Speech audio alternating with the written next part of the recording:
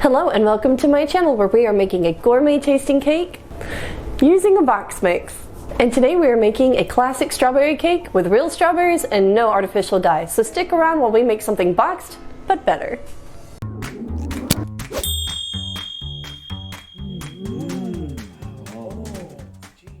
The first thing we need to do is thaw out a 1 pound bag of frozen strawberries. Then we are going to add the entire contents of the bag to a blender or a food processor and mix that on high speed until your strawberries are completely pureed. Measure out 1/8 of a cup of strawberry puree, cover it and set it to the side to save for later for our icing. In a large mixing bowl, add a half stick of room temperature butter, 1 white cake mix, 3 large eggs, and your strawberry puree minus the 1/8 cup. Isn't that a just gorgeous red? Mix your ingredients together on high speed for about 2 to 3 minutes until your ingredients are well incorporated. Don't forget to scrape down your sides in between mixing, and your finished batter should look thick and fluffy. Pour your batter into 3 8-inch pans that have been well greased and floured. You can also use 2 9-inch round pans if you prefer, or a 1/4 sheet cake pan. I did not even use a spatula to smooth this, instead I just gave it a gentle shake and the batter distributed evenly in the pan. Now we will bake it at 350 degrees Fahrenheit. For the icing on this cake, I decided to go with a delicious strawberry cream cheese. And to make that, we will need 1 8-ounce block of room temperature cream cheese, 3 tablespoons of room temperature butter, and half a teaspoon of vanilla extract. Mix this together on high speed for about 2 minutes until your ingredients are creamy, and then we are going to add the 1/8 cup of strawberry puree that we had set to the side for this. Mix this together for about another minute until well incorporated, and then we are going to add 1 pound of powdered sugar. And we will continue to mix this until your powdered sugar becomes well incorporated and your icing becomes smooth and creamy. Once you have finished mixing, cover your bowl with plastic wrap or aluminum foil and set in a cool corner of your kitchen away from your stove, because cream cheese icing is very heat sensitive and will get very runny if it gets too warm. It has been 20 minutes and our cakes are done. There are 2 ways to check to see if they are done. The first is the poke test. Simply poke with your finger, and if it does not leave an indent, it is done. The next is the toothpick test. Insert a toothpick, and if it comes out clean, you know your cake is done. Now we will let our layers cool. After our layers have cooled, it is time to assemble the cake.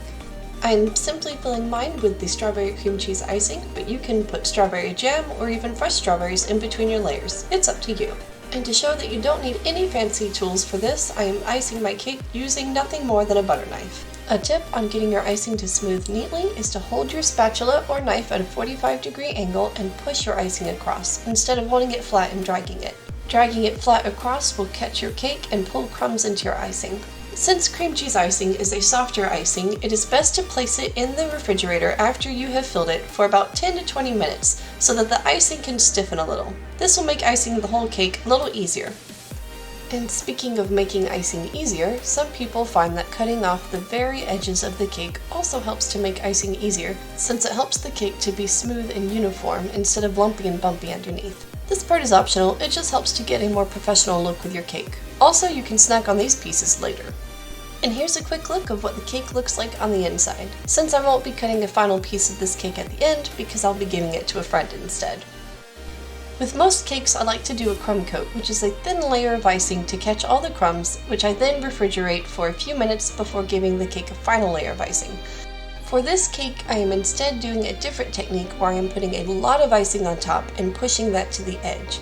Then as the icing begins to droop down the edge, I catch it with my butter knife and smooth it across the edges. Remember that holding your spatula or butter knife at a 45-degree angle to push the icing instead of pulling it straight across is key.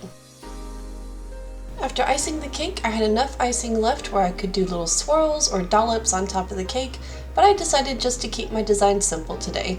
I freehanded a cute little swirl all the way around the top of the cake, and then I shamelessly ate the rest of the icing with the cake scraps.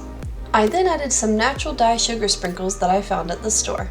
This cake was inspired because I have several friends who have children with red dye allergies, so I wanted to make sure that this recipe had no artificial dyes whatsoever.